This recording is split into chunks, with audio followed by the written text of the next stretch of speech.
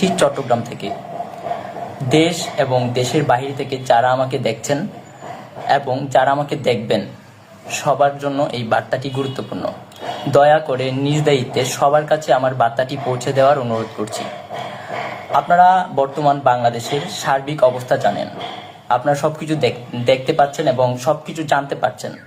আমি বাংলাদেশের সার্বিক অবস্থা সম্পর্কে তেমন কিছুই বলতে চাই না, কারণ আপনারা সবাই সেই ব্যাপারে অবগত আছেন। আমি শুধু এটুকু বলতে চাই, আমার দেশ বাংলাদেশে গণহত্যা চলছে।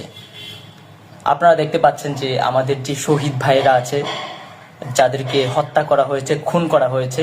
আমি বাংলাদেশের ছাত্র জনতার যত শহীদ ভাইয়েরা আছে এবং যারা আহত হয়েছে তাদের প্রতি বিনম্র শ্রদ্ধা ও শহীদের প্রতি গভীর সমবেদনা জানাচ্ছি।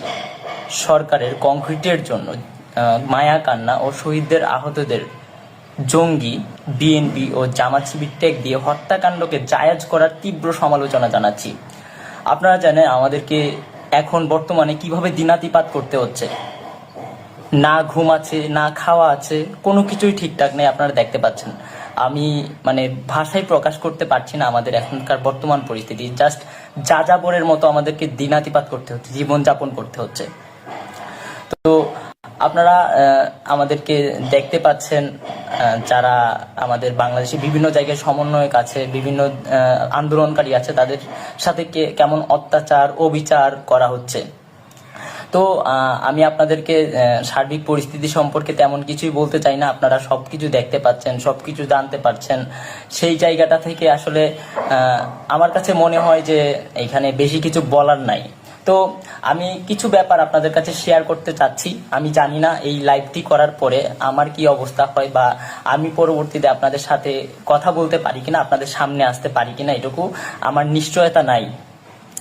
তো আপনারা জানেন যে প্রত্যেকটা জায়গায়, প্রত্যেকটা এলাকায়, যেমন চট্টগ্রামের আমি গতকালকে শুনেছি মুরাদপুর বা তার আশেপাশে রেড দেওয়া হচ্ছে, শিক্ষার্থীদের ফোন চেক করা হচ্ছে, বিভিন্নভাবে হেনস্থার শিকার করা হচ্ছে যারা বৈষম্য বিরোধী ছাত্র আন্দোলনের সাথে জড়িত ছিল।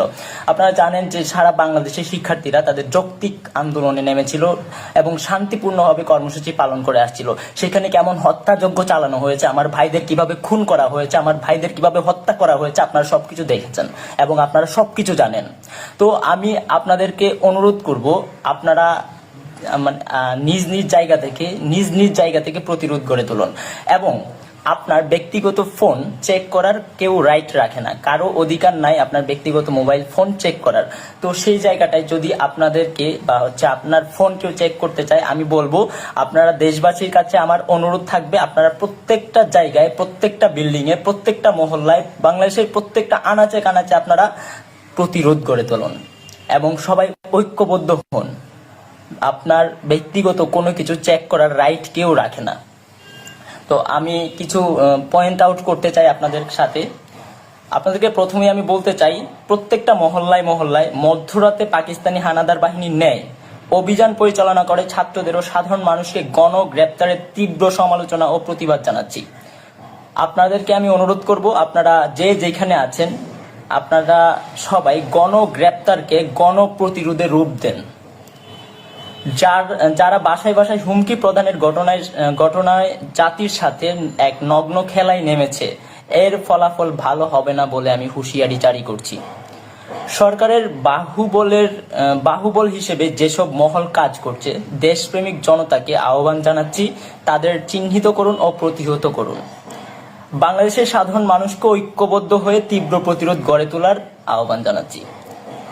রেমিটেন্স যোদ্ধা, আপনাদের প্রতি আমার বিপ্লবী সালাম এবং দেশ থেকে ভালোবাসা জানাচ্ছি, এবং আপনারা আপনাদের কর্মসূচি অব্যাহত রাখবেন। হেলথ এইড ও লিগ্যাল এইড গঠনে ডাক্তার ও আইনজীবীদের পাশে দাঁড়ানোর উদাত্ত আহ্বান জানাচ্ছি। যে সকল শিক্ষক সমাজ ছাত্র জনতার সাথে দাঁড়াচ্ছেন, তাদের প্রতি বিনম্র শ্রদ্ধা ও ভালোবাসা।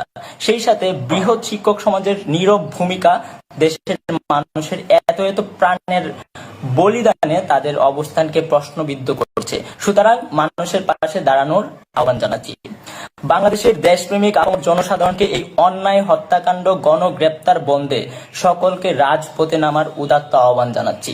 শিক্ষার্থী, শিল্পী, ইনফ্লুয়েন্সার, সাংবাদিক, শিক্ষক, পেশাজীবী, ইমাম, ব্যবসায়ী, দিনমজুর, কলকারখানার শ্রমিক এবং সরকারি কর্মকর্তা ও কর্মচারী সহ বাংলাদেশের সব শ্রেণী পেশার মানুষকে রাজপথে নেমে আসার আহ্বান জানাচ্ছি।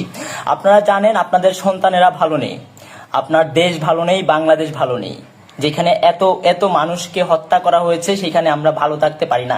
আজকে যদি কেউ আমাদেরকে জিজ্ঞেস করে কেমন আছি, বলতে পারি না, উত্তর থাকে না আমাদের। জাস্ট আমরা যাযাবরের মতো জীবন যাপন করছি। এখন সেই অবস্থায় আপনারা দেশবাসীর কাছে আমাদের অনুরোধ থাকবে, আপনাদের সন্তানদেরকে বাঁচান প্লিজ। আপনারা আপনাদের সন্তানদেরকে বাঁচান। আপনাদের ভালো নেই, আমাদের বাংলা ভালো নেই। যেখানে আপনার সন্তান ভালো নেই সেখানে আপনি কখনোই ভালো থাকতে পারেন না। যারা আমার দেশের বিভিন্ন জায়গা থেকে আমাকে দেখছেন, আপনাদেরকে অনুরোধ করব, আপনারা যে যেখান থেকে দেখছেন প্রত্যেকটা জায়গায় প্রতিরোধ করে তুলুন এবং আপনারা নিজেরা সংগঠিত হন। নিজেরা সংগঠিত হয়ে আপনারা আপনাদের মতো, আমরা যদি ঘোষণা নাও পারি, আপনারা আপনাদের মতো আপনাদের কর্মসূচি অব্যাহত রাখবেন। আপনারা দেখেছেন বাংলাদেশের বিভিন্ন সমন্বয়কে গুম করা হচ্ছে, খুন করা হচ্ছে এবং বিভিন্ন ভাবে হয়রানির শিকার করা হচ্ছে, বিভিন্ন ভাবে হেনস্থার শিকার করা হচ্ছে। আমরা যারা এখনো বাহিরে আছি, আমরা যারা এখনো কথা বলতে পারছি, আমাদেরকে কখন কিভাবে কোন বিপদ এসে পড়ে আমরা এখনো বলতে পারছি না। তো আমরা যদি ঘোষণা দেবার নাও পারি, আমরা যদি আপনাদেরকে ঘোষণা নাও দেই, আপনারা আপনাদের কর্মসূচি অব্যাহত রাখবেন এবং আপনারা আপনাদের জায়গা থেকে প্রতিরোধ করে তুলবেন। প্রত্যেকটা জায়গায় আপনারা আপনাদের মতো করে দুর্গ গড়ে তোলেন এবং প্রবাসী ভাইরা যারা আছে এবং যারা বিভিন্ন বাংলাদেশের বাইরে যারা আছেন, বিভিন্ন জায়গায় আমরা দেখেছি আমাদের বাংলাদেশের ছাত্র সমাজের পক্ষে প্রত্যেকটা মানুষ আওয়াজ তুলেছে, প্রত্যেকটা মানুষ কথা বলেছে। আমাদের এখন আর ভয় পাওয়ার কিছু নাই, আমাদের হারানোর কিছু নাই, আমরা সব হারায় ফেলছি।